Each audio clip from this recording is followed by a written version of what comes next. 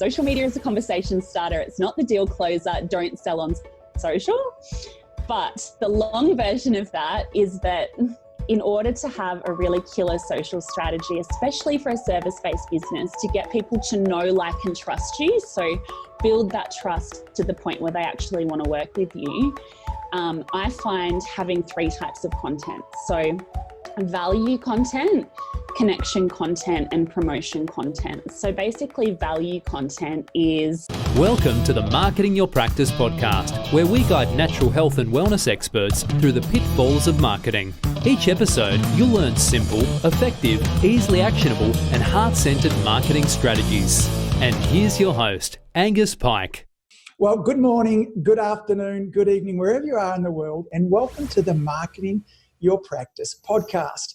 Now, our guest today is Stevie Dillon.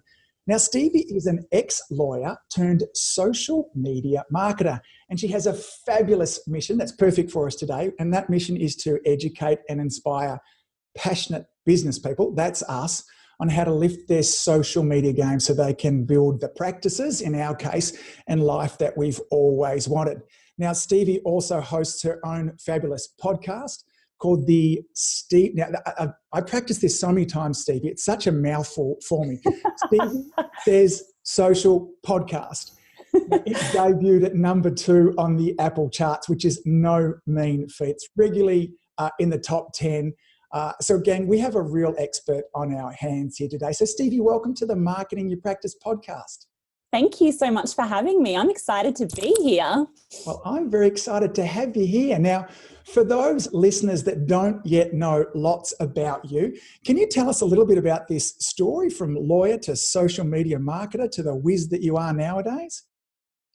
Yeah, it's a little bit of a sideward step. So it's completely different to what I was originally doing. So I used to be a solicitor. So I studied way back in the day as a planning and environment law solicitor. So I was working on completely different things to what I'm doing now, and did that for a few years, went to London, worked in law, came back and just wanted to do something where I actually had client contact, because I was spending all of my days locked in a back room writing notes and things for senior solicitors. And I was like, okay, what can I do that I'll absolutely love? And I was like, you know what, marketing might be it. And so ended up kind of going down that route, did a few years in different marketing roles and learned as much as I could about the online stuff, which is what I loved. And then from there, started up Stevie Says Social, which is a bit of a tongue twister, but he did really well with that. And yeah, so for basically the last 3 years, I started off as service-based, so helping people out with social media management and strategy, and I've moved into online. So now I offer training courses, basically help people to lift their social media game. Yeah. Now, I'm sure the Stevie Says Social is not as difficult as what I made it to be. It was probably that I practiced it so many times beforehand that I got all my good ones out. And yeah. This happened too. Now, today we're going to talk about kind of the 4 essential ingredients for social media success, which I know my audience is really keen to kind of find out, because like so many of us, we get lost in this world of social media, and we either spend too many hours on there, it's ineffective, we've invested time, we've invested money for no return, and constantly I hear people telling me it just doesn't work for service providers, insert chiropractor or naturopath or Chinese med practitioner, but it does work. And particularly, I'd really like your take on what are the 4 ingredients that will help us be successful. So I hear the same thing all the time as well. I hear, and especially from service providers. So it seems like it's a really easy path if you're in, e-commerce, or you have a product-based business where it's a really tangible product that you sell. But I get the same thing as well. I have so many people come to me, a lot of lawyers, a lot of people that are in, health and fitness, and they'll say, I don't know how to make it work for me. And I look into what they're doing, and generally they're doing the hard sell on social media. So what my biggest kind of tip is that social media at the end of the day is a conversation starter, not a deal closer. So you need to make sure that you're being really helpful and building that know, like, and trust factor to get people from never having heard about you to being the person that you want to work with. And after kind of telling so many people the same thing, I was like, you know what? I feel like there's a framework that I can help people with that basically condenses the how, so how you actually go through doing that. And that's what the 4 essential ingredients are. And so basically what I was finding is that if somebody was coming to me and they were saying, Stevie, social media doesn't work, I don't know what I'm doing wrong, it was one of 4 things. So it was basically they didn't have their brand sorted, and I'll go through kind of each of the 4 elements, but just so you know what they are. They didn't have their brand sorted. They didn't have the social media and content piece sorted. They didn't have a simple sales funnel, so a process from getting people from never having heard about you on social media all the way through to buying from you. And or they didn't have traffic. So they were posting all day, every day on their own social media accounts, not getting anywhere, and weren't getting new eyeballs to their socials. So they're basically the 4 elements that I was finding. And it was either one, or it was a couple, or it was all 4 that they needed to work on in terms of getting them all fixed up. Yeah, Stevie, I sometimes, like, I feel like just jumping up with excitement now saying, great, I love that framework. Like, yes, tell me more, because it's what I see. And there's some things in there too. I've got to admit the branding one, which maybe we start there, because when I look through your Instagram, and even it's just beautiful. And I'm like, you know, the colors match and all those kind of things there too. And there is that, because a bit like you, I fell in love with marketing sort of 10 or 12 years ago. I was a chiropractor before, but I just love marketing. And I came from a little bit of a kind of direct response type sort of background there, where branding's manding, you know, it was like, you know, what difference does a logo make? And colors aren't important, those kind of things there too. But I'm really seeing now with a lot of these visual type sort of mediums. So can you talk about branding? Why is it important? What elements go into great branding, and how does that help? Yes. So branding is my passion. I have absolute love hard eyes for it, because it's it's the intangible part, right? So you can do all of the technical things you need to get your socials sorted, follow all of the tactics, do all of the direct response stuff. But if you don't have the brand piece sorted, it's the reason why your social media and your marketing will fall flat. You'll never be able to put your finger on why, because it's not one of those really kind of solid things. So there's 2 elements to it basically. So if you put together a logo and think you have your branding sorted, you're going down the wrong path. So the first thing that you need to do, even before you sort out your visuals, you sort out your logo, you sort out your copy and all of that sort of thing, is you need to know 3 things. So you need to know why you're different to everyone else in your industry, what your big point of difference is. You need to know what your purpose and your mission is. So why is it that you're doing what you're doing over and above making money?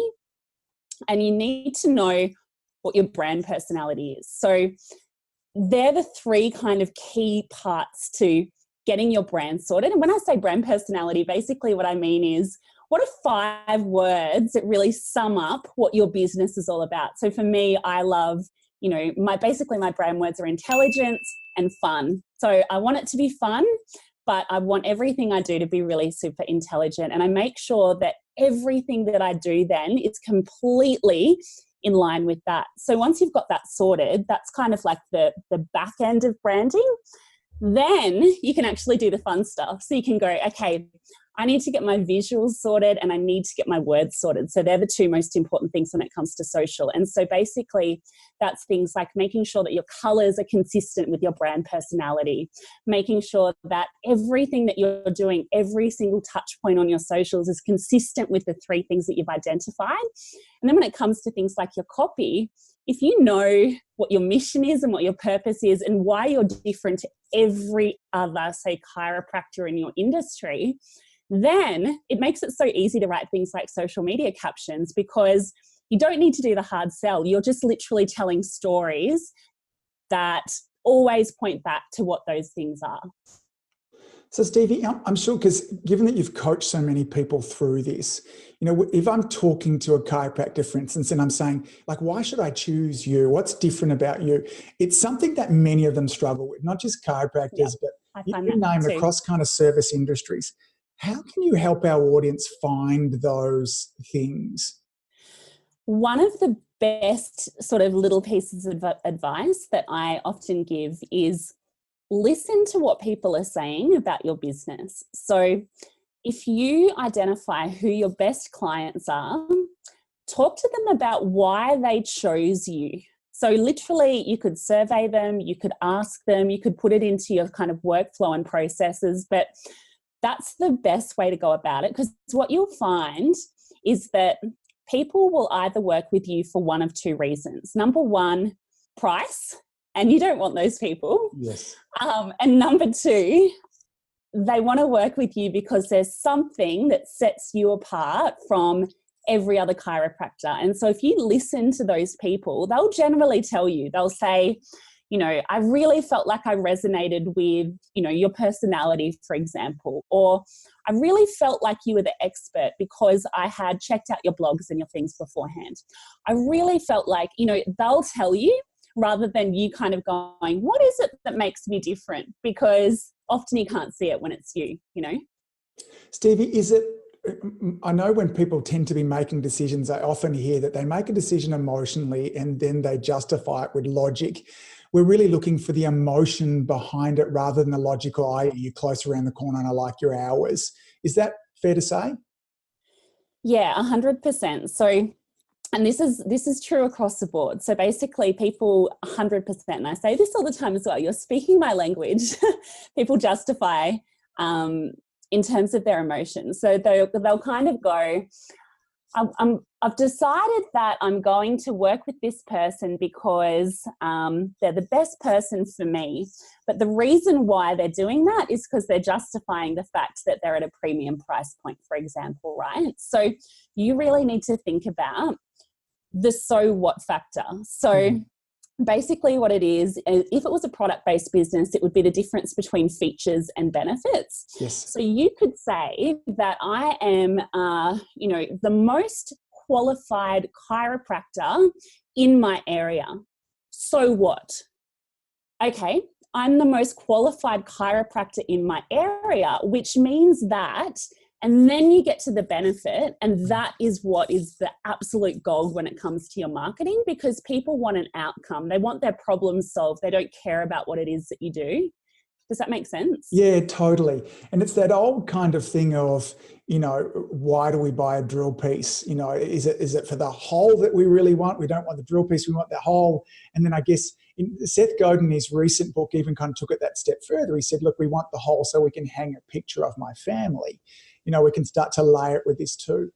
Yes.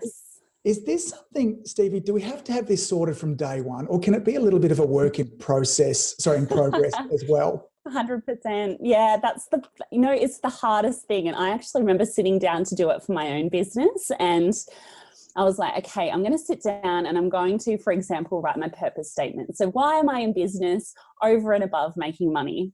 And I teach people this all day, every day, right? And I actually sat down to write, and it's one sentence. Like, I recommend that you do it in one sentence. And I sat down and I had nothing. So, and I was like, oh God. And I think what it is you want it to be perfect right off the bat. And so what you'll find is that you refine things over time. So the best thing to do is to sit down and actually just write out, almost like literally what comes into your mind. What is it that's my brand personality? What is it that I'm really passionate about? What is it that I think makes me different? And get it all down on a piece of paper, and then put it away and come back to it a week later and refine it from there. And I'm not saying it will be finalized a week later. I'm, 2.5 years in and I'm still refining mine. But the fact that you're actually putting the time and the attention into it will absolutely pay off when it comes to things like social media, where you just can't get away with advertising in the traditional sense. You need to be really clear on those things if you want to get traction. Yeah, I like that. And it's been my experience too of constantly growing and evolving as my personal mission statement, how I express that through my businesses as well. And I don't want our audience to get paralyzed to think that you have to come up with these beautiful 2 words like Stevie did when she was talking about before in terms of intelligent and fun. And maybe you could borrow those to begin with, and then you might find that intelligent looks like something different for you. But to start to think about them, I think is a great spot to at least to kind of springboard from. And then, so once we've kind of developed those things too, because that when I look through your social media feed, particularly through Instagram, I noticed that there's a synergy in terms of the colours, the filters that are there, the way the content, and that obviously then makes sense when you've done that previous work too. But is that just as important of the branding, those kind of things as well? Yeah, totally. And it actually just makes it so much easier. So like, that's a really good point with my colours and things. So I knew that my, one of my brand personality words was fun. So the practical way of actually putting together a brand on social media that reflects that. So what I did is I said, okay, fun. What are some other words that really kind of encapsulate that word? So I put down vibrant, I put down beach, tropical, a few other words, right? Mm-hmm. And then I went to Pinterest and I typed all of those words into Pinterest and a whole heap of images come up. And you'll know that you're on the right track if you see those images and you're like, yes, when I look at those images, that is what I kind of want the personality of my brand to be. Then go through and cull, 9 of those images, download them onto your desktop, put them onto a bit of a mood board, and then make sure that everything that you post in terms of your visuals on your social media accounts absolutely reflect what's on that inspiration mood board. So you'll find that there's 2 or 3 colours that will tend to stand out. You'll find that you'll start to select things like really vibrant colours, for example, for fun. So you'll make sure that all of your, your colours in terms of your photography are vibrant. I always recommend that you do a professional photo shoot. So you can even hand that off to a photographer to get some great lifestyle images that are in line with that. And that's how it all kind of comes together. So you're doing these exercises around choosing your brand personality words, but then you can actually choose your colours, your fonts, your photography, everything from that. And then it's just literally making sure that it's consistent across every single touch point on social media. Is there something, is there somewhere online that we can go to kind of help us with this as well? Is there something a graphic designer could even help us out with in the early days of saying, here's the colours, here's the fonts that you use, just make sure is there a way to incorporate that into it also?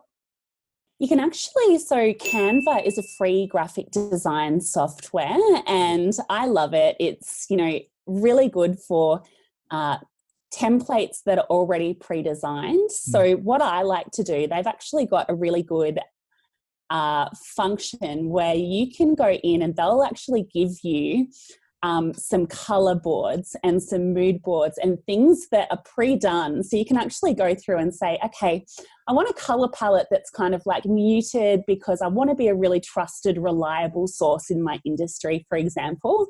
And you can go into Canva and you can get all of those kind of pre-done colors so that, if you're not the graphic designer and it's not your specialty, you might get it wrong. So you can actually go and get those off there. And then you can use, a graphic design free software platform like Canva to choose 2 or 3 templates, for example, that you're going to use consistently across the board, and you use those colors. And that's a DIY way of doing it without having to go to a graphic designer to start off with. Yeah. And will Canva help with fonts and text and stuff like that as well? Or do you have any kind of hacks that will help with that? Yeah, so Canva is good for that as well. So they actually have font pairing. So they've got, I think it's just a blog post. You could probably Google it. It's like Canva font pairings or whatever. But they'll give you, so what I recommend with your fonts is that you have one heading font and one body font to make it easy. And you consistently use that across the board. Because what I find on Instagram especially is, people are using quote graphics and a whole heap of different things in different fonts and different colors. And it just visually doesn't look very good when it's all put together. So they have a really good resource where they recommend, the heading fonts that go with the body fonts. And you would literally select one that suits your brand personality, select the colors that suit your brand personality, and you're off and running. Yeah, great. I feel like I want to stop this interview right now and go over to Canva. So, which I don't. And if you're listening, don't do that either. Keep on, because there'll be more of these coming. Because I'm a fan of Canva also, but I didn't know about either of those things there. So I'm excited to go and check that out. Okay. Treasure trove. So let's assume that we're feeling a little bit more comfortable about getting our brand sorted, and that being one of the essential ingredients. So once we've got onto that, that's one of the mistakes that people often make. What's our next one? So that takes us into social media and content, which makes sense when we're talking about social media, right? But a lot of people start with the social media without having the brand stuff sorted. So once you've got the brand side sorted, you're ahead of the pack. So that's when you kind of can go, okay, let's have a look at the social media tactics and then the content that we're going to put on our social media accounts. And I might focus on content because that's one where everyone gets stuck. What do I post? How do I get people to like my photos? How do I get engagement? All of that sort of thing. And going back to what I said before, like the golden rule, if you take nothing else away from this podcast, is social media is a conversation starter. It's not the deal closer. Don't sell on social. But the long version of that is that in order to have a really killer social strategy, especially for a service-based business, to get people to know, like, and trust you, so build that trust to the point where they actually want to work with you, I find having 3 types of content. So value content, connection content, and promotion content. So basically value content is content that's helping people. So almost giving your very best advice away for free to become the go-to person in your industry, and for people to really, without having any doubt in their mind, know that you are the person that they want to work with because you know your stuff. But that's not enough, because if there's 5 people that are all really competent chiropractors, for example, how do people then choose between those 5 people? That's connection content. So that's actually putting content on social media that's creating a connection with your ideal client. So you need to know who that person is. You need to know your brand personality. And then you need to create content that creates connection. So what I mean by that is content that is likely to get engagement. And the best type of content along those lines is what's called digital storytelling. So actually telling stories that, showcase the behind the scenes of what it is that you do. Showcase, why it is that you absolutely love what it is that you do. Telling stories around what your actual job is and what your profession is, that gives people more of an insight into who you are and what your brand is all about. And if you do that well, so if you do value content and connection content 75% of the time, you basically earned the right to promote 25% of the time. So that's the promotion content. So I'm wondering here, Stevie, because I notice often over on my business kind of page, sometimes if I'm out for a walk with my German Shepherd and I post the 2 of us going for a walk and invariably a picture of him, I seem to get way more engagement with that kind of content as opposed to me saying, here's 5 ways to make a video, that's like that. Dogs and puppies. Yes. Sorry, puppies and babies. Yeah. Like, why am I doing this other stuff? I'm just going to make it like a dog channel that I think to have people way more interested. Totally. I'm guessing we've got to make sure that we have all 3. So when we get into that promotional content, what might that look like? If I was a service provider, I'm, let's say I'm a chiropractor and I'm, making some great short videos, maybe about how to set up your desk or how to stretch your lower back. And, and then I'm sharing some behind the scenes inside my practice and what I had for lunch. And then 25% of the time I'm allowed to pitch. What might a pitch look like? So there's a good way to sell and there's a bad way to sell on social media. So basically you'll find, engagement when it comes to social, especially Facebook and Instagram, so likes, comments and shares, is the lifeblood of social media. So you could have 1 million followers, but if you're not getting people liking, commenting, engaging with your posts, they actually won't be seen by those people. So what you want to do is, like, your value content and your connection content will generally get the engagement. You'll find that there's less engagement on your promotion content, but you still want to be strategic about it. So you don't want to do the hard sell. You still want to structure your promotion content in a way that is attractive to people. So what do I mean by that?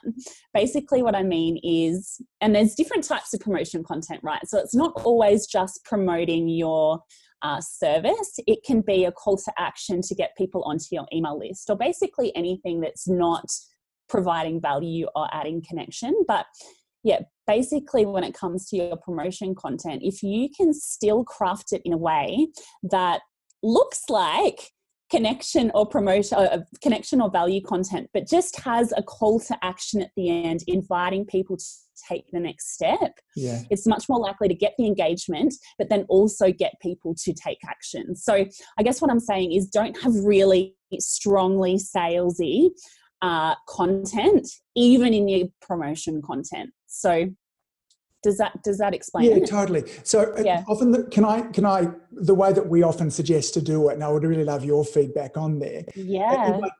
Let's just go back to that example before that I talked about how to set your desk up properly at work. So maybe I said, it was an Insta story or something that I did on, 4 tips to set your desk up to decrease neck and shoulder pain. And I could go through 1, 2, 3, 4. And at the end, my call to action or my promotion would be, hey, listen, if you've got neck and shoulder pain and you've already done these kind of things and you're not getting results, we love working with those kind of people, and we've had great results with them literally for the last 20 years. You can give Elise at the front desk a call on 96461414, and we would love to help you. As always, gang, keep well. See you soon. Would that be something? Yeah, that would work really well. And what I'm finding, actually, when you specifically mention Instagram stories, one thing that's actually working really well, instead of leading people off, because the traditional way of, putting promotion content out there is, here's the phone number, or here's the email address, or go and download this thing, and actually getting people off the platform.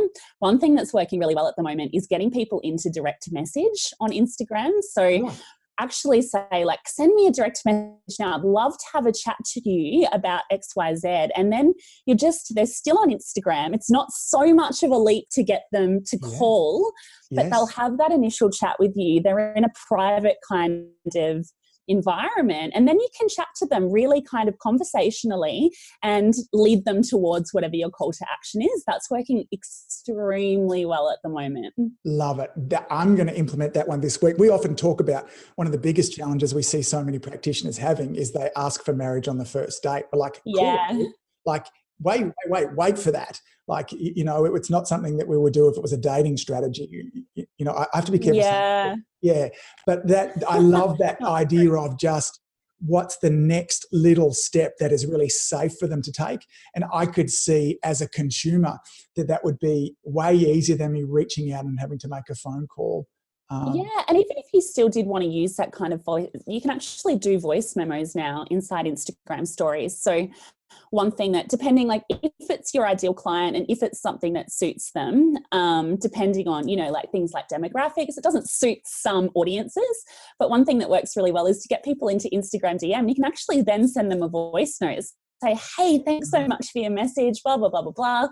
And it surprises them. They're like, oh, thank you so much for taking the time to actually personally contact me. And, it's just that kind of extra step. Yeah, I like it. Great. So the take-home message, gang, when we're sharing our content, is value-driven. There too, some stuff that personal, and you kind of call that connection, and then into our promotion. Yes?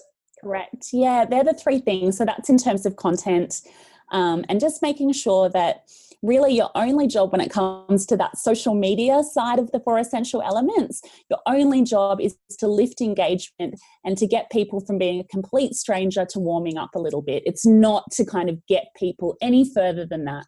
Yeah. Stevie, are there ways in what we write in the descriptions in our there that will help to stimulate more engagement? Are there things that I make sure that I should kind of have in there? Yeah, so there's two different types of calls to action. So you can either have like a soft call to action, which is generally inviting people to engage with your posts. So one way that works really well on Facebook at the moment is actually asking people questions, because people love to give their input on things, for example. So that's one way of kind of doing it in a really kind of simple way. And then there's kind of the more hard calls to action, which is getting people to take an action off social media. So it just depends on whether you've got to think with all of your calls to action, do you want engagement or do you want people to take a hard action? So I'd kind of halve them in terms of the two different types of calls to action that you're asking people. And you can have it on pretty much every single one of your posts. So all of your posts can have either a soft or a hard call to action.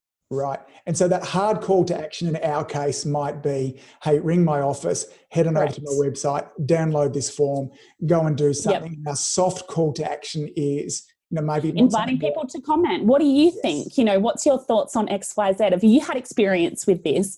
And what always works the best is asking people for their advice on things, because people love to give their input into different things. Yes. Yeah, don't we just love that too? So we all like to kind of put our 2 bobs worth in as well. Let's head on into ingredient number 3. What's our third ingredient for social media success? Third ingredient is selling system, so a sales funnel. So basically you've got your brand sorted, you've got your social media and content where you're not being salesy.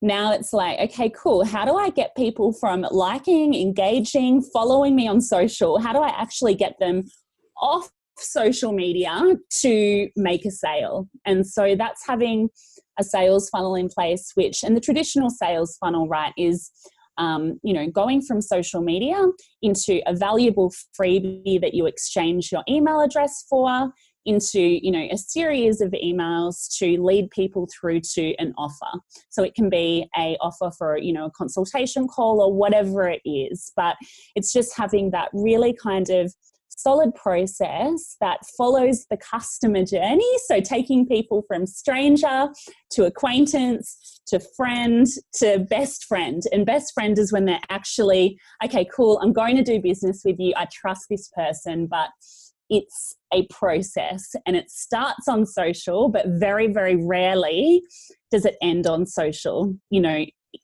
exception, of course, is things like Facebook remarketing, but organic social media is the conversation starter.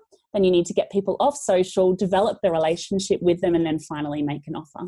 Yeah, and I think I want our audience to really understand what Stevie said then. So if we're failing on social media, it's because we're expecting everything to happen there. It's a bit like expecting, we go back to that dating analogy. If everything's going to happen in the bar, it's not. There's follow-up lunches and nights away and weekends and holidays, and we need to move it out of that environment. For the simple reason is that even if you're getting terrific engagement, social media is like a really fast-flowing river. You drop something in that, and unless they're there at that exact moment, they miss it. And so there are other mediums that we can bring in, whether they be email or even, there's chat and instant messaging, other kind of ways there too, where we have better engagement. We're more likely to be able to get in front of them in a more reproducible kind of way. Is that a fair summary? Yeah, I guess the difference between social media and, another platform like Google is that people aren't on Facebook to make an immediate buying decision. So the difference, I guess, is, if they're on Google and they're searching, just using chiropractors, I'm pulling them out as an example, but Chiropractor Brisbane, for example, they're ready, they've got that intent, they're ready to make a purchase. And when it comes to, in marketing speak, the customer journey, they're right at the pointy end and they're ready to kind of hit the go button. When it comes to Facebook and Instagram and pretty much any social media channel, they're not at the pointy end. They're right at the very top. So you're literally competing with their friends and their family in the newsfeed. And so if you're going on there and you're being super, super salesy, it's like when you go to a networking party and those annoying people that come up and they're like, really nice to meet you, and they put the business card in your hand and they start talking about their business and you're just annoyed by them. You don't want to be that person when it comes to Facebook, Instagram, any social media platform. And so it's really important that you warm them up on social. It's like that really kind of public forum, getting to know them, And then you take them off social media to do that more of the hard sell, because you're leading people closer to, making a decision. They're not there yet like they are on somewhere like Google. Yeah, I want to contend, Stevie, you just don't want to be that person, full stop. Even if you are the meeting in person, it very rarely, if ever, kind of works from there as well. Let's move on to the fourth ingredient as well. What's our fourth ingredient for this social media success? So it's eyeballs or traffic, basically. And this is, I mentioned it before, but it's a really, really big one. So you could be posting the best content on your social media platforms to your 100, 500, 1,000 followers over and over. And that is important for nurturing your existing audience, right? But if you're not actually proactively getting off your own social media accounts and going to where your ideal client is hanging out on social, then you're never going to grow, and you're never going to get new leads in, and you're never going to kind of build in terms of new people. So that's what traffic is all about. It's all about knowing who it is, who's your ideal client, that person that you really want to work with, and then profiling them, going, okay, cool. So which platforms are they using? Which Facebook groups are they in? What other people do they follow? What interests do they have? And you can take all of that information and you can put together a traffic strategy to basically be where those people are and get them back over to your own social media accounts where you can have that awesome content and you're nurturing them. Okay.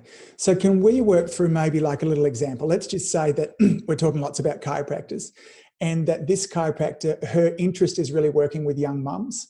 And, these young mums are into kind of yoga and Pilates, and they love wearing Lululemon. They like to kind of walk their babies up and down kind of the beach each and every day. Sounds like me. Yes.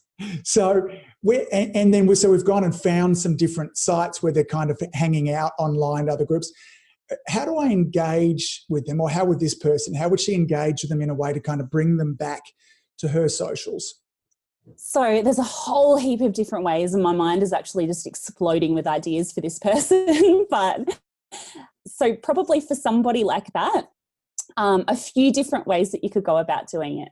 Number one, are there people on social media, other people in the local area that have a following on Instagram that person is following?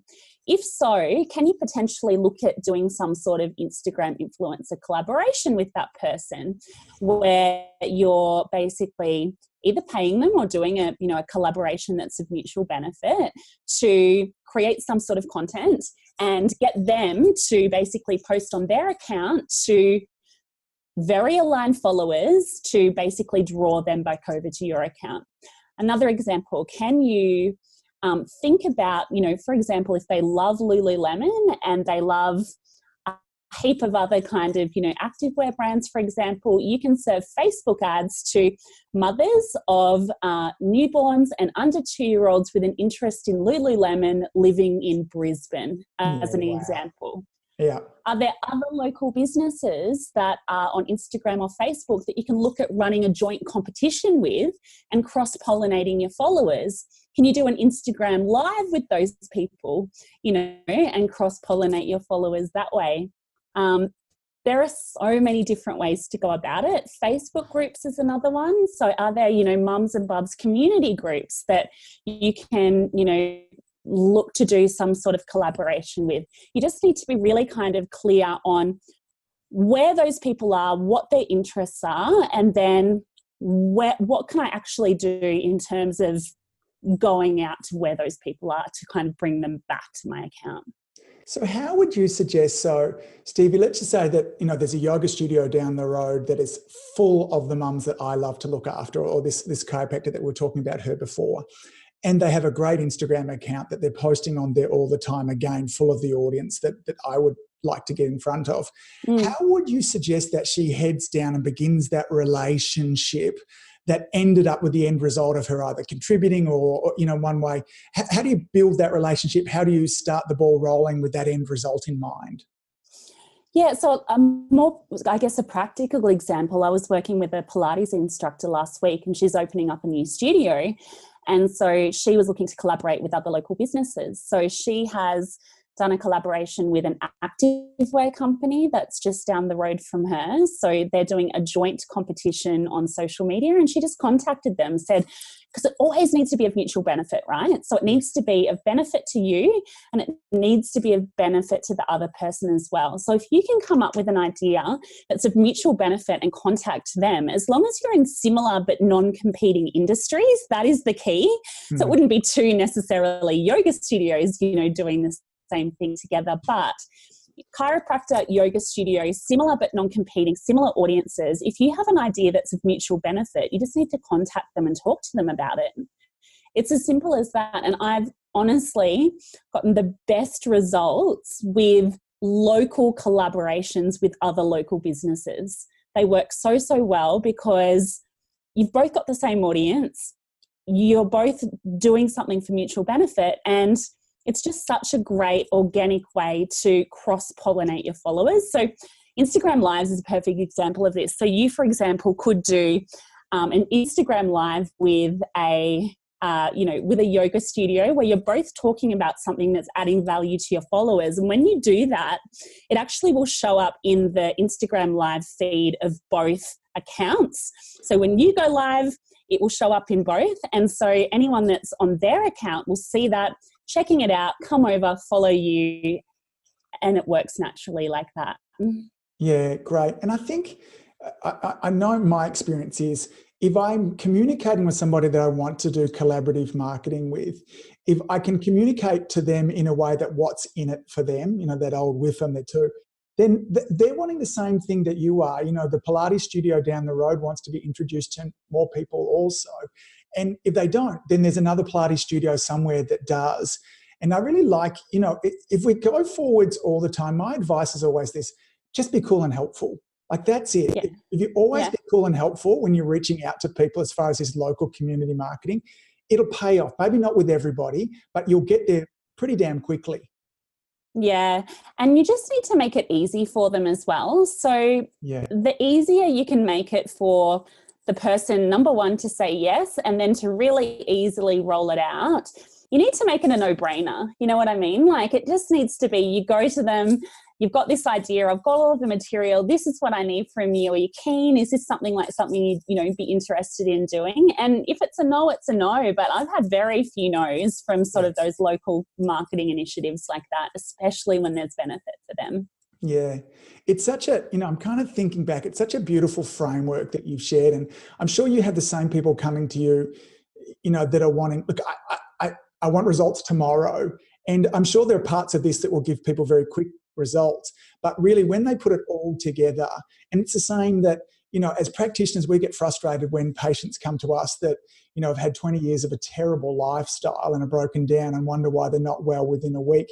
It's the same gang with your social media, with your Instagram, with your Facebook, the whole thing there too. This is a process. And what Stevie's done here is shared a really great kind of step-by-step framework that'll kind of help you through all of that as well. Stevie, if someone heads on over to your website, there's a little kind of boot camp that you have that kind of dives in even deeper to this.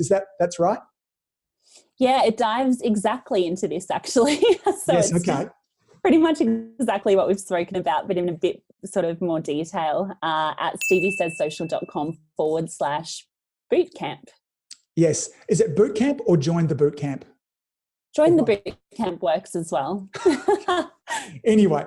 Either or. I'll make sure that I have links in along the podcast show here. There's a bunch of things that Stevie has talked about too. I've become quite a stalker of Stevie over this last month when I heard you on another podcast and follow what you do.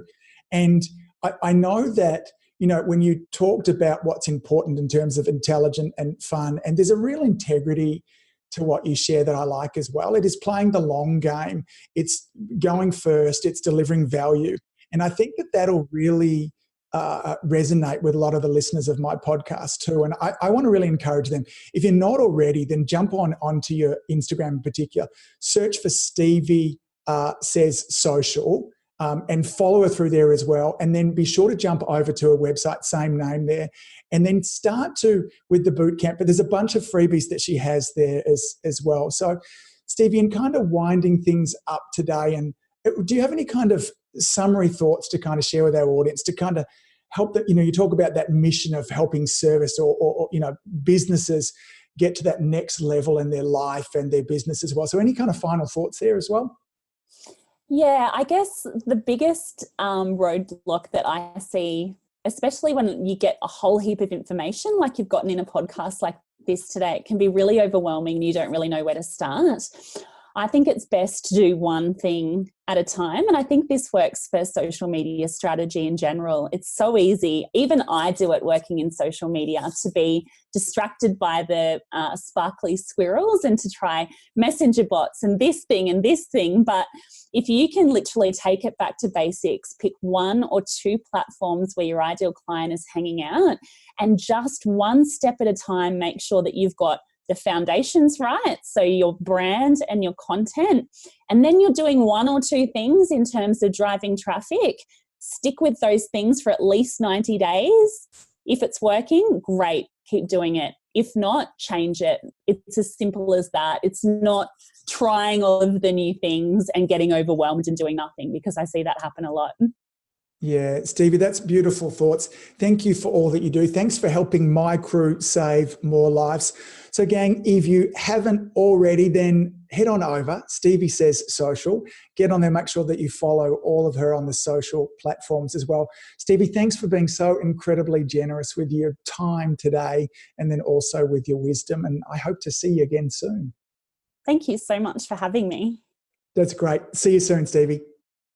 If you enjoyed listening to this podcast, you have to come and check out the Community Influencer Program.